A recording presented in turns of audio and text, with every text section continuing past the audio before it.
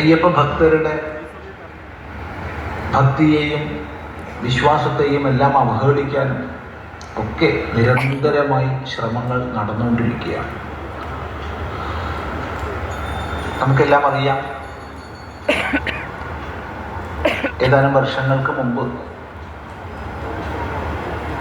ഭക്തജന വികാരത്തെ എത്രമാത്രം വ്രണപ്പെടുത്തുന്ന പ്രവർത്തനങ്ങളാണ് അവിടെ ഉണ്ടായതെന്ന്. ഒറ്റക്കെട്ടായി ഹൈന്ദവ സമാജം ഉയർന്നുണർന്നു വന്നപ്പോൾ ഇനിയും അതിനെ അവഗണിക്കാൻ സാധിക്കില്ല എന്ന തിരിച്ചറിവ് ഒരു പരിധിവരെ അധികാരികൾക്കുണ്ടായി.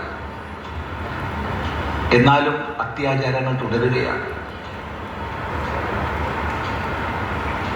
ഈ ഒരവസ്ഥയിൽ പലപ്പോഴും ബഹുമാനപ്പെട്ട കോടതിയുടെ ഇടപെടലാണ് ഭക്തന്മാർക്ക്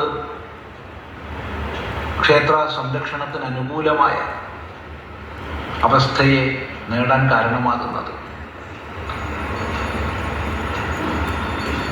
വളരെ നിശിതങ്ങളായ ഒട്ടനവധി ചോദ്യങ്ങൾ നടത്തിപ്പിനെ കുറിച്ച് ബഹുമാനപ്പെട്ട ഹൈക്കോടതി തന്നെ ഇതിനകം ഉന്നയിച്ചു കഴിഞ്ഞു.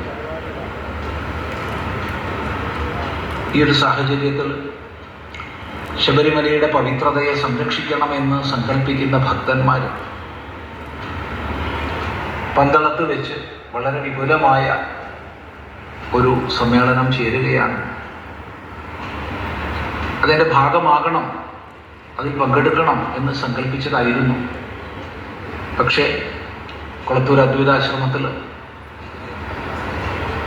നവരാത്രി കാലത്ത് അഖണ്ഡ ലളിതാ സഹസ്രനാമ അർച്ചനയാണ്, കോടിയർച്ചന എന്ന നിലയ്ക്ക്.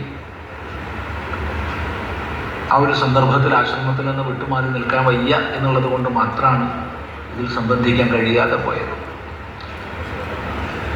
ഇതിൽ സംബന്ധിക്കുന്ന എല്ലാ സജ്ജനങ്ങൾക്കും ഭക്തജനങ്ങൾക്കും ഹാർദമായ ശുഭസങ്കല്പങ്ങൾ സമർപ്പിക്കട്ടെ.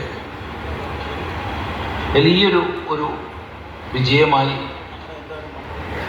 ഇത് പര്യവസാനിക്കട്ടെ. ഭക്തജനങ്ങളുടെ വിചാരവികാരങ്ങളെ വേണ്ടതുപോലെ സമാജത്തെ അറിയിക്കാൻ ഈ സമ്മേളനം ഉപകരിക്കട്ടെ. എല്ലാ വിജയങ്ങളും ഹാർദമായി ആശംസിക്കുന്നു. നമസ്കാരം.